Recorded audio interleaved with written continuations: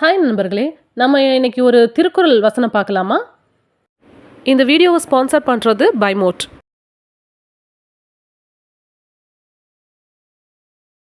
இந்த வீடியோவை ஸ்பான்சர் பண்ணுறது பைமோட். வேலோடு நின்றான் இடுவென்ற போதிலும் கோலோடு நின்றான் இரவு. இதோட பொருள், ஆட்சிக்கோல் ஏந்திரிப்பவர்கள் தமது குடிமக்களிடம் அதிகாரத்தை காட்டி பொருளை பறித்து அவர்களை கொடுமை செய்வது வேலேந்திய கொள்ளைக்காரனின் மிரட்டலை போன்றதாகும். அதாவது ஒரு ஸ்டோரி மாதிரி சொல்லணும்னா, ஒரு அரசவையில் ஒரு திருடனை பிடிச்சி கொண்டு வந்து நிப்பாட்டுறாங்க. அவன் தப்பு பண்ணியிருக்கான், அவனுக்கு தண்டனை கொடுக்கணும்னு சொல்லிட்டு. சரி, என்ன தப்பு பண்ணியிருக்க, என்ன ஏதுன்னு விசாரிச்சுட்டு அரசரும் என்ன பண்ணுறாரு, தண்டனை கொடுக்க போகிறாரு. ஆனால் அந்த திருடன் என்ன பண்ணுறான், நான் பரவாயில்ல, என்னை விட பெரிய திருடர்கள்லாம் இந்த ஊரில் இருக்காங்க, அவர்களுக்கு என்ன தண்டனை கொடுக்க போகிறீங்க அப்படின்னு அந்த திருடன் கேட்குறான்.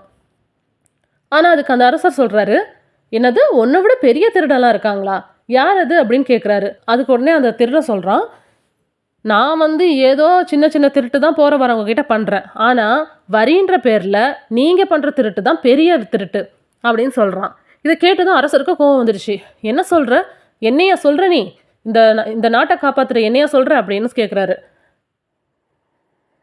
அதுக்கு திருட சொல்கிறான், ஆமாம், நான் ஏதோ கொஞ்சம் தான் திருடுறேன் மக்கள்கிட்டருந்து, ஆனால் நீங்கள் வரின்ற பேரில் ரொம்ப கஷ்டப்படுற மக்கள்கிட்டருந்து வரி வசூல் செய்கிறீங்க, அது எவ்வளோ பெரிய தப்பு, இது பேரும் கொள்ளையடிக்கிறது தானே அப்படின்னு கேட்குறான். இதை கேட்டதும் அரசருக்கு ஒரு மாதிரி ஆயிடுச்சு.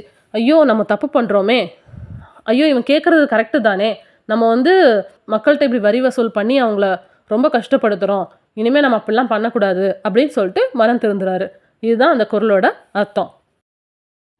இதிலிருந்து நம்ம என்ன தெரிஞ்சுக்கிறோம்னா, நம்ம ஒரு அதிகாரத்தில் இருக்கும்போது மக்களோட கஷ்டத்தை புரிஞ்சு நம்ம நடந்துக்கணும். திருவள்ளுவர் அந்த காலத்திலேயே அநியாய வரி பற்றி எப்படி பேசியிருக்காரு பார்த்தீங்களா? நம்மளும் அதுக்கேற்ற மாதிரி நடந்து எப்பவுமே நல்லவங்களாவே இருக்கணும். இதை நம்மளோட குழந்தைங்களுக்கும் சொல்லி கொடுத்து அவங்க எதிர்காலத்தை நல்லபடியாக அமைக்கணும்.